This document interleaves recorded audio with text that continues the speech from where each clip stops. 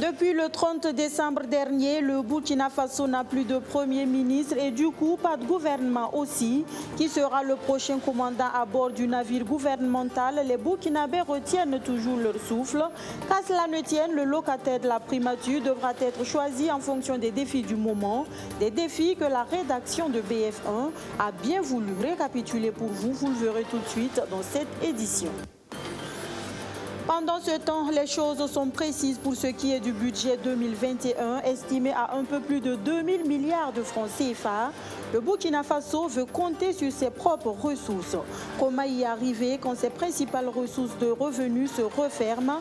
Les éléments de réponse dans notre chronique économie de ce lundi.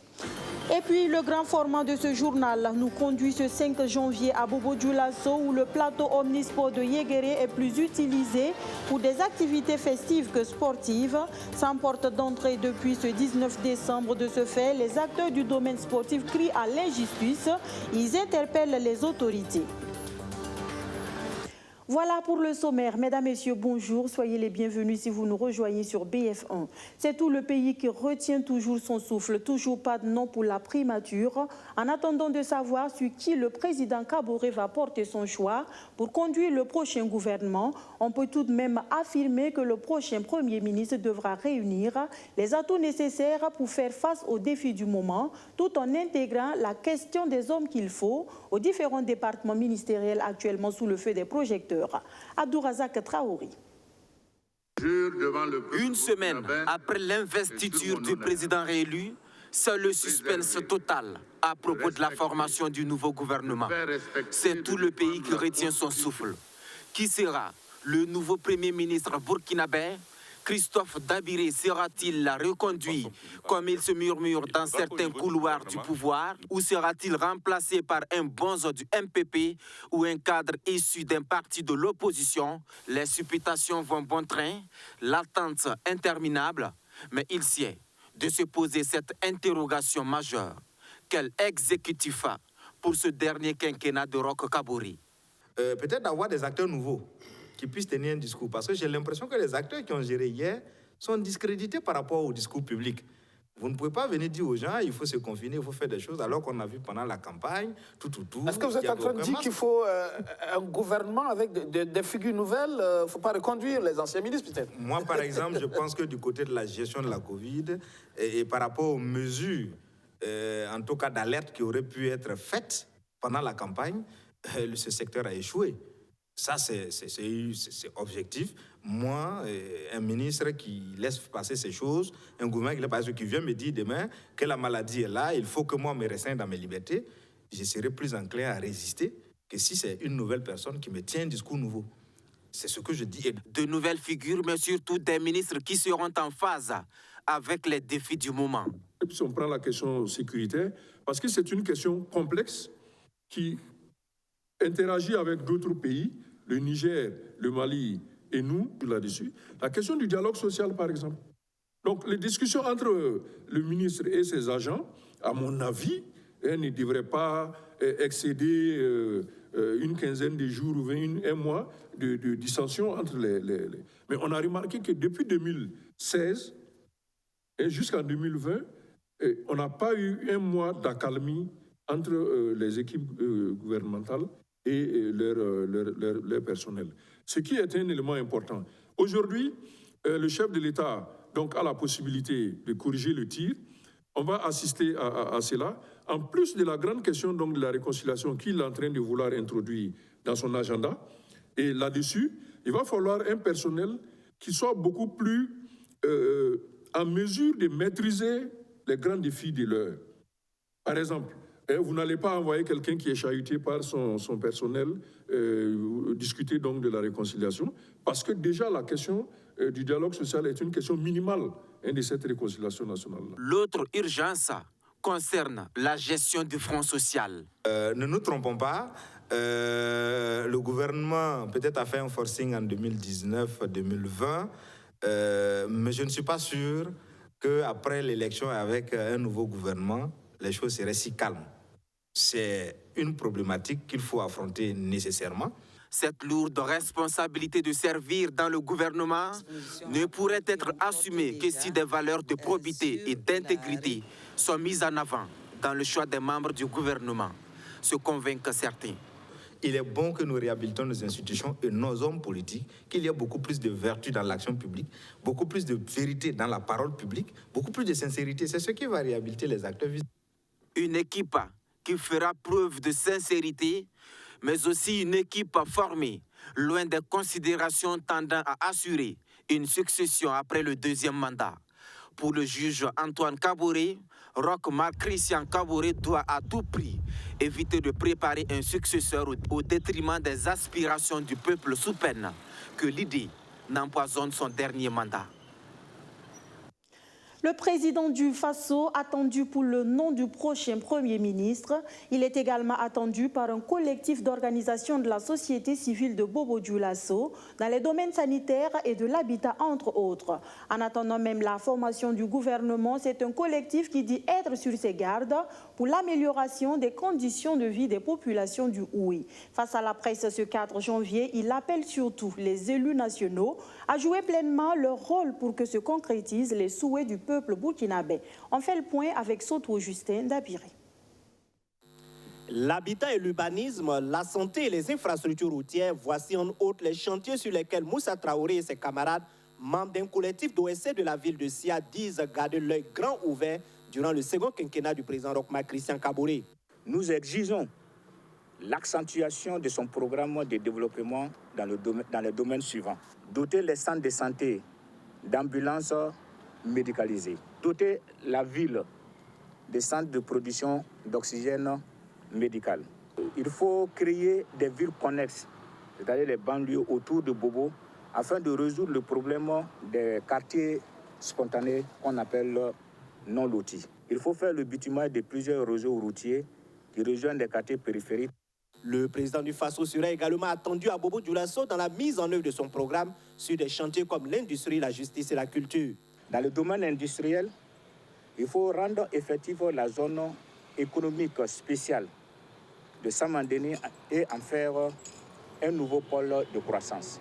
Relancer les unités fermées comme Josira, qui pourrait devenir une unité de production de beurre de qualité. Nous demandons à ce que le gouvernement fasse la réhabilitation du palais de justice afin d'éliminer les coûts de location des différents bâtiments. Pour la culture et le loisir, il faut transformer le théâtre de l'amitié en salle spectacle polyvalente avec des moyens électro-techniques appropriés. Le mandat des élus nationaux de la ville de Sia ne sera pas de tout repos, selon ce collectif d'OSC. Pour Moussa Traoré, les députés nouvellement élus à l'hémicycle doivent être les porte-voix des populations durant leur mandat. Mesdames et messieurs les députés, les populations du Oué ne vous ont pas élus mandatés seulement pour rester à Ouaga. Elles vous ont élus pour que vous soyez les interprètes auprès de l'Assemblée nationale pour un mieux vivre de la population du Oué. Mesdames et messieurs les députés, venez souvent nous voir, pas pour nous partager de l'argent, mais pour nous dire quelles sont les décisions de l'Assemblée nationale et comment tel et tel dossier dans le Oué évolue. Pour Moussa Traoré, les partis de l'opposition politique sont aussi invités à militer pour des causes nobles afin d'avoir un pays de paix et d'union. Pour le suivi des chantiers cités plus haut, un comité de veille sera mis en place selon les conférenciers. L'une de ses missions est de suivre de près la mise en œuvre du programme du président du Faso dans la ville de Bobo-Dioulasso. Économie à présent, je vous le disais en titre, le budget exercice 2021 de l'État est caractérisé par une hausse de l'apport en ressources internes, une augmentation des prévisions en termes de recettes alors même que les principales sources de revenus comme le PNDES sont à terme. Comment le pays compte-t-il mobiliser ses ressources? La réponse, c'est dans la chronique économie de ce lundi et c'est signé Rémi Lambert-Nébier. Entré en vigueur depuis le 1er janvier, le budget de l'État exercice 2021 est principalement caractérisé par l'accroissement des recettes internes en prévision. 127,238 milliards de francs CFA de plus qu'en 2020, soit 7,61% de hausse. Les recettes internes ou ordinaires, faut-il le rappeler, sont constituées de recettes fiscales composées des impôts sur la consommation comme la TVA, les prélèvements sur les revenus comme l'ITS ou l'impôt sur les sociétés, et enfin les impôts sur la propriété et le capital. Aux recettes fiscales s'ajoutent les recettes non fiscales et les produits financiers. Si cette orientation budgétaire dénote d'une bonne planification, cela relève tout de même de quelques contraintes majeures.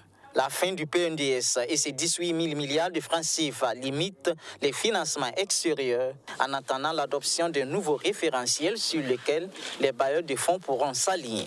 Il y a également la fin du programme triennal de facilité élargie de crédit conclu avec le FMI sur la période 2018-2020 et qui a permis au Burkina de bénéficier jusqu'à présent de 84 milliards de francs CFA environ. Cela se ressent d'ailleurs sur les prévisions de ressources extraordinaires du budget 2021, qui connaissent une baisse de 19,21%. L'État étant par excellence un acteur économique très important, il devra dépenser. En effet, les dépenses de l'État en 2021 sont en hausse de 119 milliards de francs CFA, justifiées certainement par le contexte sanitaire qui prévaut. Elles sont aussi marquées par les dépenses de personnel ou masse salariale qui passent de 878 milliards de francs CFA en 2020 à 950 milliards de francs CFA en 2021, soit 59,91% des recettes fiscales. C'est loin des 35% exigés par les normes de l'UEMOA. Mais le Burkina Faso, à l'instar de 7 autres pays membres, bénéficie un tant soit peu de circonstances atténuantes dues à la suspension des critères de convergence pour cause de pandémie. 2021 sera l'année durant laquelle on prêtera ou on donnera moins. Alors, l'État ne misera que sur le civisme fiscal de ses citoyens. On en vient au grand format de ce 13h. Il est consacré au plateau omnisport de Yéguéré à Bobo-Dioulasso. Construit en 2018 pour des activités sportives comme son nom l'indique, ce plateau est devenu le point culminant des activités festives. L'organisation de festivals et de lunch ont pris le dessus sur les activités sportives, dégradant ainsi l'aire de jeu. La dernière dégradation en date, c'est l'entrée principale du plateau qui s'est vue déracinée par un camion semi-remorque.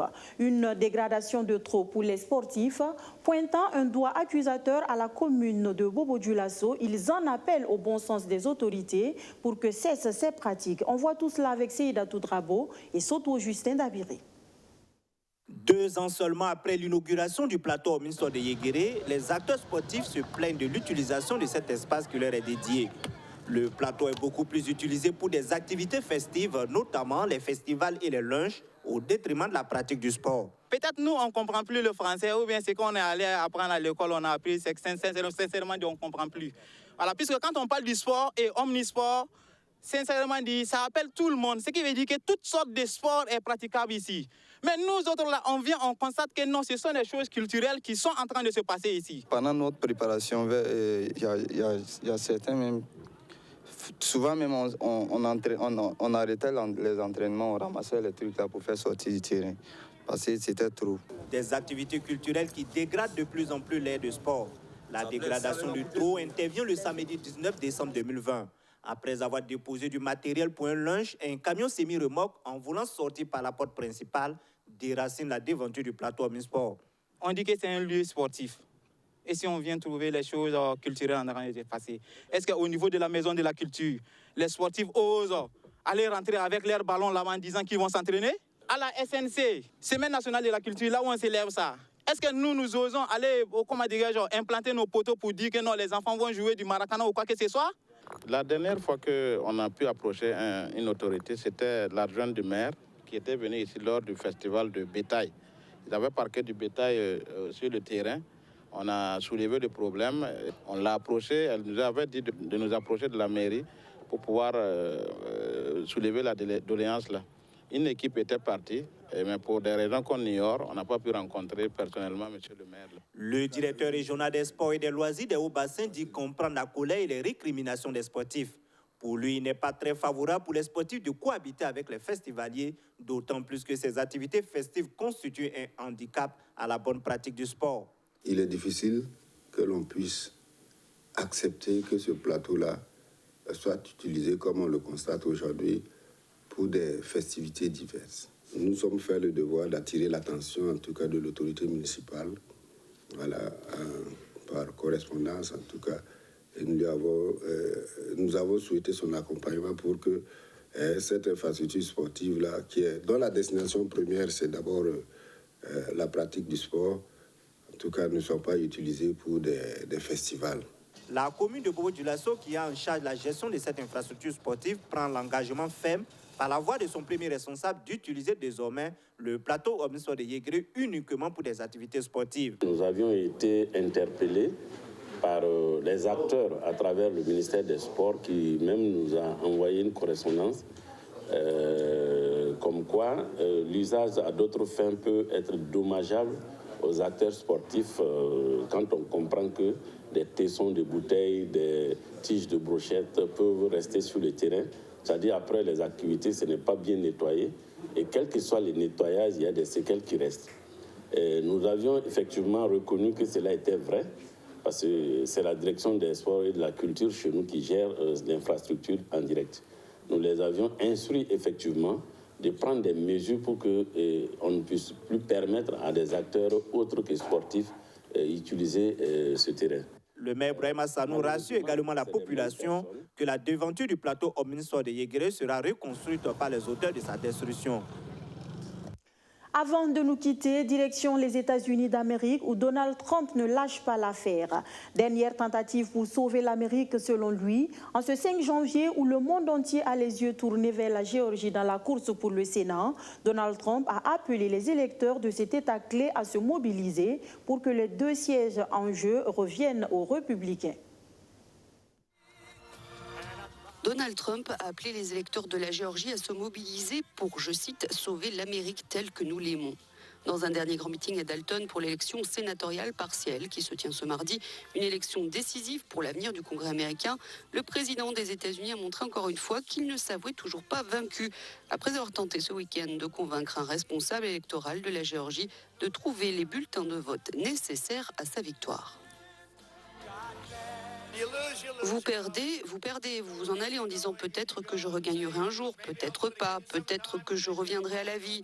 Mais quand vous gagnez largement et qu'ils vous volent le scrutin, quand c'est vrillé, ce n'est pas acceptable. 2 postes de sénateurs sont en jeu aujourd'hui. L'issue de ce scrutin est cruciale car il pourrait faire basculer la majorité du Sénat des États-Unis et donc influer sur l'avenir de la présidence de Joe Biden, qui lui se trouvait à Atlanta pour convaincre ses électeurs de lui donner encore une fois l'avantage. Joe Biden a été le premier candidat démocrate à la présidence à remporter la Géorgie en 3 décennies. Le pouvoir est littéralement entre vos mains. À la différence de toute autre période de ma carrière, un seul État peut aujourd'hui tracer la voie, non seulement pour les 4 prochaines années, mais aussi pour la prochaine génération. Et les sondages montrent les candidats au Sénat au coude à coude. Le pasteur nord-américain de 51 ans, Raphaël Warnock, défie la femme d'affaires de 50 ans, Kelly Loeffler, tandis que Jon Ossoff, 33 ans, affronte David Perdue, 71 ans. Une fois de plus, des visions différentes de la nation se heurtent. Et quel impact a eu l'appel téléphonique sidérant de Donald Trump? On ne saurait vraiment le dire. Certains tablent sur une démobilisation de l'électorat. Voilà, mesdames, messieurs, on s'arrête là pour les actualités de la mi-journée. Merci de nous avoir choisis pour vous informer. À demain pour un autre point de l'actualité. D'ici là, prenez bien soin de vous. Bonsoir.